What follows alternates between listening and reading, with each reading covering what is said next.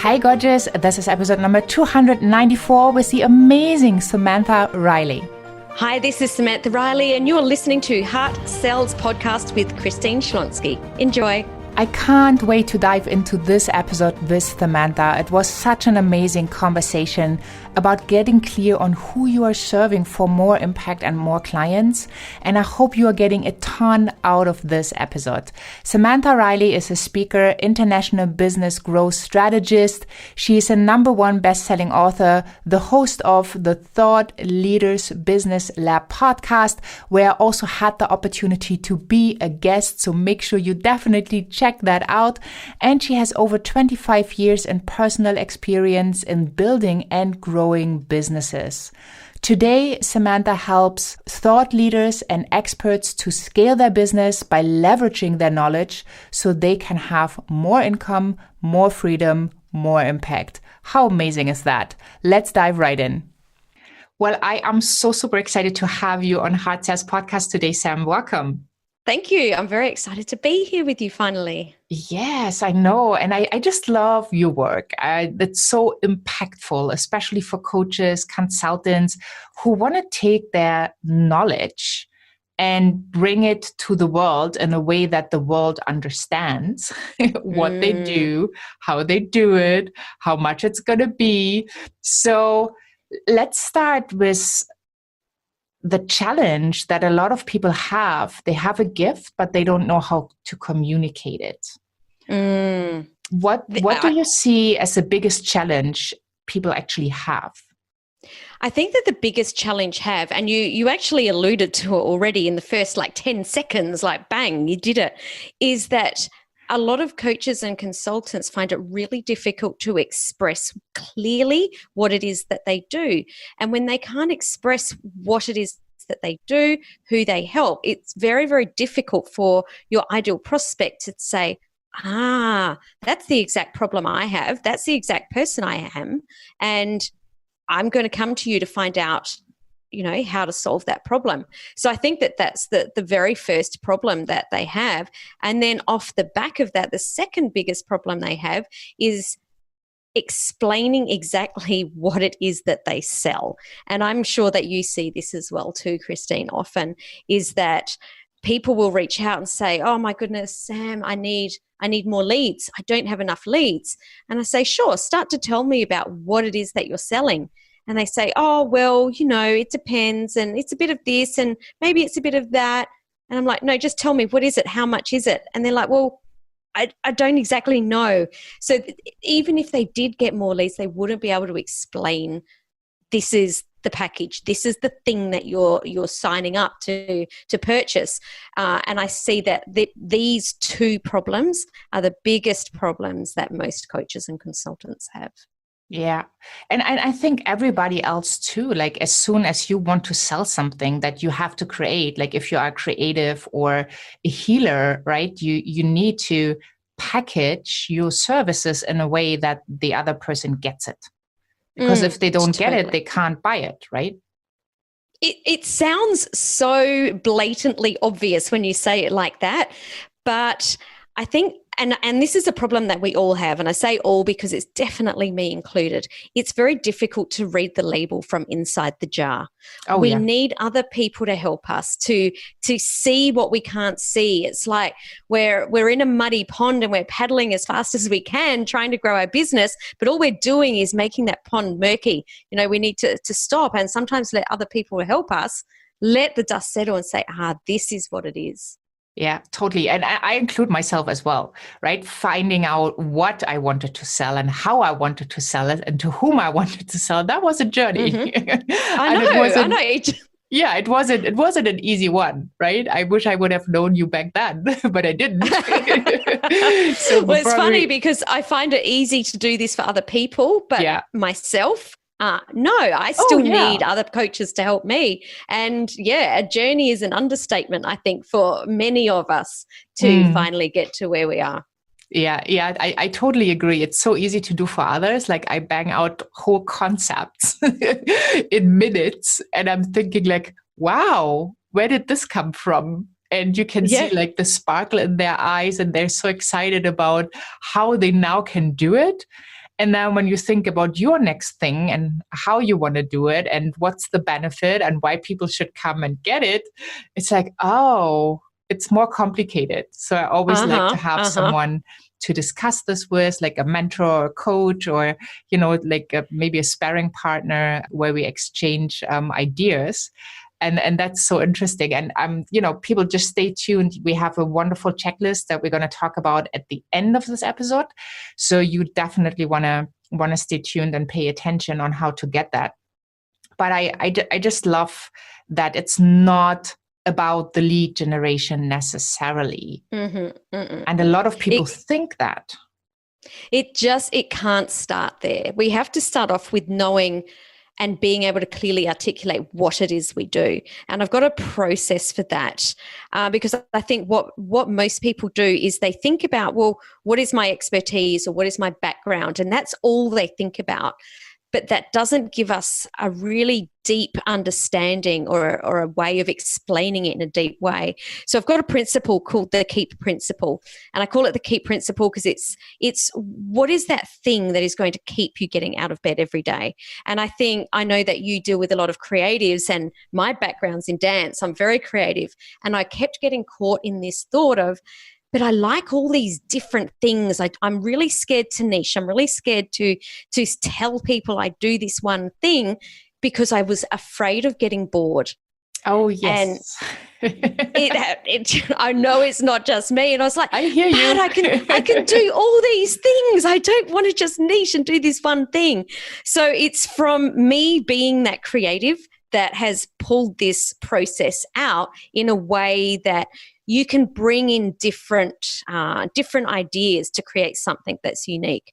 So the KEEP methodology is about knowledge, expertise, experience, and passion. So it's not just, what we would write in a resume is really just our expertise, but we need to bring all of these different things in a way that is unique to us. So starting off with knowledge, your knowledge is what would be in a CV or in a resume. It's that thing that you went to university or college for. It's the certificate that's on your wall. Then your expertise is, what is that specific thing about your personality that means that you are the go-to person in that? Like who all the people in the office, why do they come to you? There's that one thing that you do differently to everyone else. What's your specific expertise that you're a 9 or a 10 out of 10 in? Then your experience, this is where we start to really bring in some cool things. Your experiences are things like, possibly you've had a life-changing a career move, or you've lost a lot of weight, or you've, had a family, all these different things that brings in experience in a way that gives you empathy with your target market. And then your passions. I think it's really cool to bring your passions in, and these can be used in different ways. They can either be used they're used in your branding. They could be used in your messaging so that people are attracted to you. I pick up clients because they were ex-dancers. They hear me talking about dancing. Or they could be used in metaphors in your teaching. So it's really cool to bring these out. And when you massage these 4 areas of knowledge, expertise, experience, and passion together, you come up with something that's very unique. So that's the starting point. And then from there, exactly like you said before, who is that person? Who is that ideal person that you could help with all of those things? Yeah, I just love it. And it just made me smile when you talked about the experience, like your personal blend. Like nobody is like you. Nobody has experienced the same things as you did. Right? Absolutely. Just gonna throw a personal example in. Like you got married in Alaska on a glacier. Did. That's so fun, right? Where you only could get by a helicopter, and now you live at the beach in Sydney, Australia. I mean, how cool is that? Like the cold, the hot, the beach, it's so beautiful. And that's like a very unique blend. Nobody else on the whole wide world has these experiences in the way you do. Absolutely. Right? So it's funny. I was at a mastermind the other day. I managed to get out of house arrest in this COVID period. I think we're about to be locked down again. So it was only one of a few weeks that I was allowed out. But I walked into the room and someone says, congratulations on getting married. The photos were amazing. I'm like, that was 2 years ago. People still remember that. It's a great talking point. And it's great to bring those things into your brand because people will remember them. Yeah, totally. And it makes you human, right? It's not just about the knowledge or the, degree you've gotten or whatever. Like it's that personal, like, what do you like? What do you love? Right? So like at the beginning, for example, when I started to build my personal brand, I did not really talk about, I have 4 cats and 2 dogs, because I thought when I talk about it, people are going to think I'm crazy. Well, but also I have the property to, host 2 dogs and 4 cats. They have space. It's pretty big. So they walk themselves. And, for someone in a little town apartment, obviously that would be a lot of animals in one place. But here it's just, it's pretty big and vast. So they go about their days and they check in when they are hungry or want to cuddle. And so I did not really talk about it at the beginning. And I realized so many people love animals, and that's how we connect. Like they have a dog or they have a cat or maybe even 2, and they have the same thoughts like, oh, people think I'm crazy. I have 3 cats. Like, oh, well, I can top that. I have 4. So it's like you have a different kind of communication, or when you share pictures, maybe on social media or on your website, people get more like the human part of you, the authentic part. And I think giving people that permission, as you say in your key principle, where you have the knowledge, the expertise, the experience, what was the last the passion. The passion, obviously the passion. How can I forget? And you put that all together, that's your unique blend. Yes. Right? And just talking to you about this makes me like super, that's so exciting. So how can someone start? Like, let's say someone is struggling. They do not really have a clear picture of what they want to do. They're like all over the place, right? They could potentially support so many people, and niching down seems to be impossible. And it feels like they're cutting off a piece of them, because now it means like they're leaving out so many people that they could support. Like, why is this important, and why is it good for that person to really get their business working? Well, and this is such a good question, because I think that we all go through this process of being really afraid to niche. And the first thing to be really aware of is that people are afraid to niche because they think that they're going to have less clients. But in actual fact, once you do get this niche at a deep enough level, you will attract more clients, because all of a sudden people understand what it is you do. They will refer you. When someone's, you're at a networking event, or you're, talking like you and I are now, and someone says, I've got this problem, or I've got someone that's got this problem, straight away it's like, I know exactly who you can help, rather than just, I'm a business coach. People aren't going to remember you for that. But if you were a business coach for, accounting practitioners, then that's different. At a networking event, someone says, I'm really struggling to grow my accounting practice. They say, I know exactly who to connect you with. So that's the importance of niching. You'll actually get more leads and more clients. So I think that if someone's really, really struggling, start to think about who is it that you love to work with the most. And, I always say, don't do this in front of your laptop and make it all logical. Pour a glass of wine or a cup of coffee and go sit in the sun, and go and take your colored pens and your art pad and start to just let that flow. Like, who is this person that you love to work with? And, the person that you're excited when it's time to have a one-on-one call with them, the person that is constantly referring you and telling everyone how amazing you are, the person that buys your products. They don't ask for a discount. They purchase and they repurchase and they join all your programs. Who's that person? And then when you've thought about that keep principle and you've mind dumped that whole thing, how can you marry up this one person that you love to work with? What are they attracted to out of that knowledge, expertise, experience, and passion, and start to, cross out the things that they wouldn't be attracted to, and start to see how that art comes together. Yeah, I love it. I always call them my soulmate clients. Right? Because I love that. They put a smile on my face, and especially like for those who do work one-on-one with me, when they go to my calendar link, they book themselves in, I get the notification.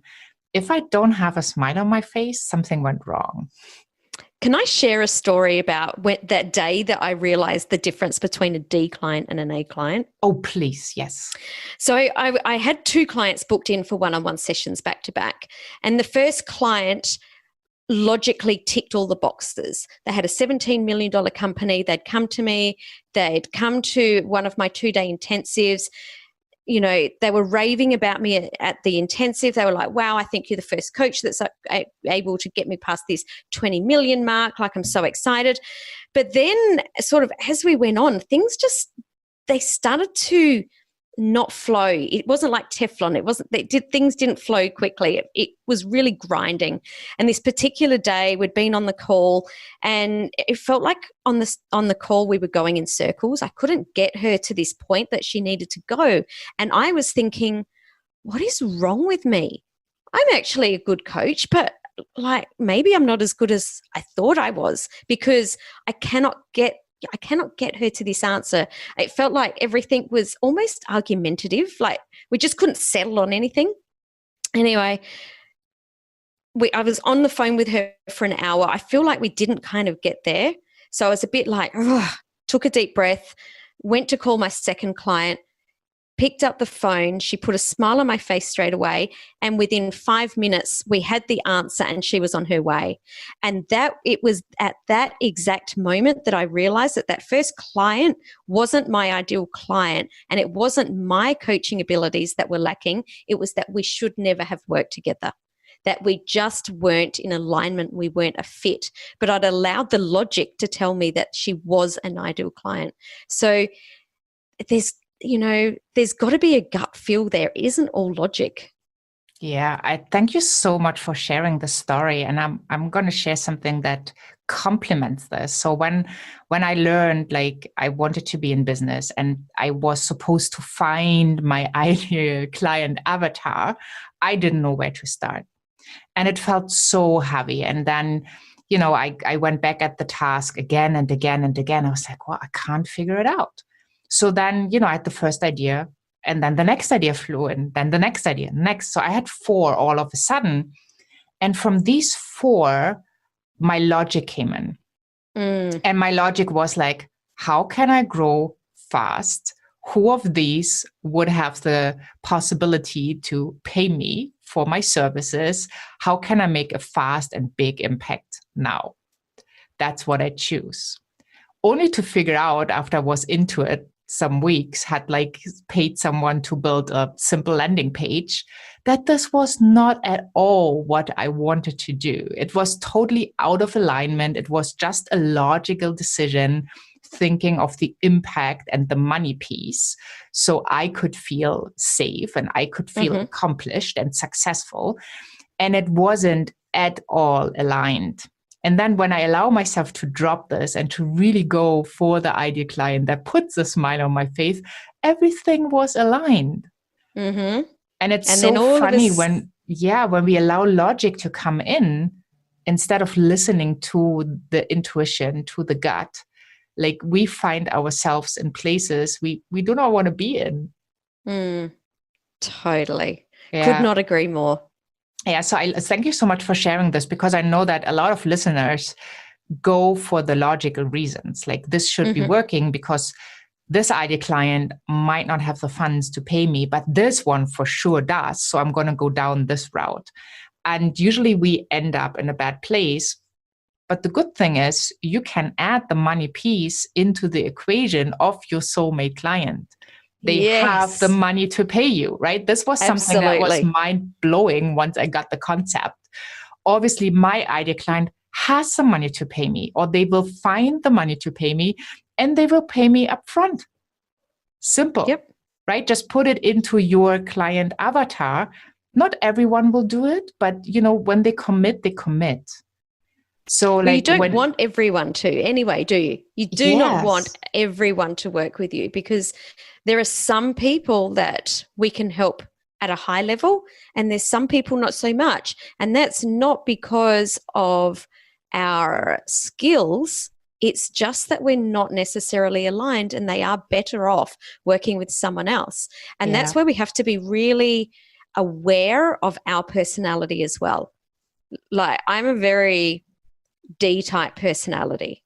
So I work with a lot of men. I don't just work with women, which a lot of women just work with females, because I'm quite direct. So the women that I do work with are a certain type of woman. They're funnily, even though I'm a creative, if they're very softly spoken women, I think sometimes I scare them. Yeah, and that's fine. You just need to know about you, right? Absolutely. Yeah. And I think that's why they also say, like, finding or having your own business is the best personal development path you can walk down. Yeah, absolutely. So I discovered a ton about myself over these last years. And, it was always triggered in some kind of like business, right? Because you're thinking like, how can I have more impact, or how can I attract more of these wonderful soulmate clients, or how can I do this and this? And then you find, oh, well, the bottleneck is me. Interesting. Mm-hmm. So let's get rid of this block or this belief that's not serving me anymore. And let's shift into that higher version. And all of a sudden you attract the right people. And I'm like always amazed when I get stuck, like having or allowing the thought, right? It's not the others. It starts within. It starts with me, like trusting, knowing, having the ability, learning, and shifting into that space where I can provide the space for that soulmate client is so crucial. And I love soulmate client. I just think it's so beautiful, and because it's such a good feeling. It's a feeling that puts a smile on your face when you're very clear on who that is. And when you can picture them, and when you can feel that feeling that they give you, and when you know what it is that you are able to do to help them, you are energetically going to attract them to you. Yeah. That's what it is. It's that clarity of knowing who they are and what you can do to help them. Yeah, I love it. So what means hard sells for you? Hard sells is a mixture of what we just talked about then, attracting that right person. And for me, selling is about solving a problem. To me, selling isn't, I have set my budget at this, or I have set my goals at this, and I will sell to whoever comes under my nose just to make sure I hit that. To me, that's not what selling is about. What heart sells is about a person coming to me and me knowing that by me selling to them, I can solve their problem, and it's the right fit, not just a sale for the sake of a sale. It's about me. It's about an exchange of money for a service that is going to make sure that my client achieves the transformation that they're looking for. And at that point, it's not about the dollars, right? The dollars is just it just happens. But it's actually about that beautiful feeling you get when you're like, I just want to help this person, and I know I can help them, and I can see that in 1 month or 6 months that they're going to be able to achieve this outcome. And that's what heart sells is to me. Yeah, I love that. Yeah, to me also, it's like the authentic piece. You can be who you are. You don't need to pretend you are the certain kind of coach or mentor, so you make sure the money gets into the door. But you really you partner with your clients. You go that path together as long as they work with you, and just having this amazing feeling and seeing the successes like totally excites me every single time, right? When people message me, like I just had the other day a person that I'm helping to step into that bigger version, that higher version where she sells at a higher price point as well. to attract better clients. And she just messaged me. She has sold her next high ticket package. And she was like, it's so strange. It doesn't really feel like high ticket anymore. Yeah, because all you're doing is solving a problem. Yeah. And it's so beautiful to see people stepping in, right? All of a sudden they have more resources available. They struggle less, or they stopped struggling, and they can really focus on the impact and on the scale of their business and leveraging their knowledge, like what you teach. And Absolutely. I love that you brought us the thought leaders positioning checklist, because that's what we talked about, right? This is so important to get the right foundation. And so let us know what people get when they download your checklist. So the thought leaders positioning checklist is the 5 beginning or the key factors that you need to do to position yourself so that your ideal client is attracted to you. So I'm not going to share the five tips, of course, but we have to remember that in a world that's very online, we're on social media, we have a blog or a podcast, we need to be positioning ourselves so that we're showing up at the right level that our ideal client wants us to be at. And it's very important to get these foundations right, because if you don't, you're sending a mixed message to your prospects. And if they are, as we talked about at the beginning of the episode, if your ideal prospect is confused, they still will purchase a product to help them with their problem, but it won't be you. It'll be the person who can clearly articulate what it is that they do. Ouch. And to prevent that, because, usually, like, we know if, the soulmate client comes, we are the person who can help them at the highest level.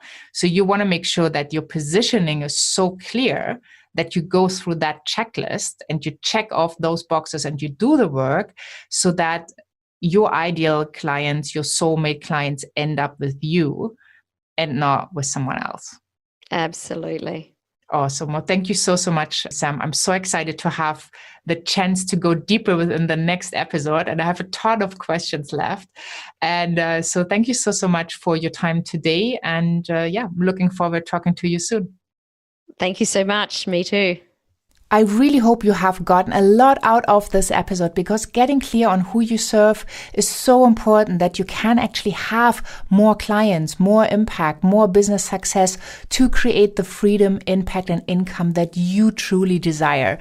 And Samantha is just brilliant when it comes to laying these foundations. And I hope you have gotten this out of the episode and you are either reworking or rethinking these strategies, or you are starting with these strategies, which both of these are so super important. And just as a side note, I always work on how to express what I do. This is an ongoing process. It's nothing that's written in stone. So if you are not really clear right now, just don't worry, right? Get support and really flesh that out so that when you go to a networking meeting, you are not the person that just says, well, I'm a coach or I'm a consultant. You're the person that's entertaining and that's drawing in their soulmate clients right away. Hop on over to christineschlonski.com. There you find the show notes of the episodes, including a transcript, including the resources we talked about, so you can download your free gift. And also all the links to Samantha are just right there. I highly recommend you check her out and her wonderful work. And once you're over at christineschlonski.com and you have not yet signed up for the empowerment notes, do that when you're over there, because I will send you empowerment right into your inbox with some amazing strategies, tools, motivation, inspiration, and things I usually do not share on social media. So it's totally worth signing up and getting your copy into your inbox to be more inspired, and let me help you grow your business from the heart with heart by simply selling more, because we know that heart sells. Thank you so much for having been here. Have an amazing day wherever you are in this beautiful world. And I'm saying bye for now.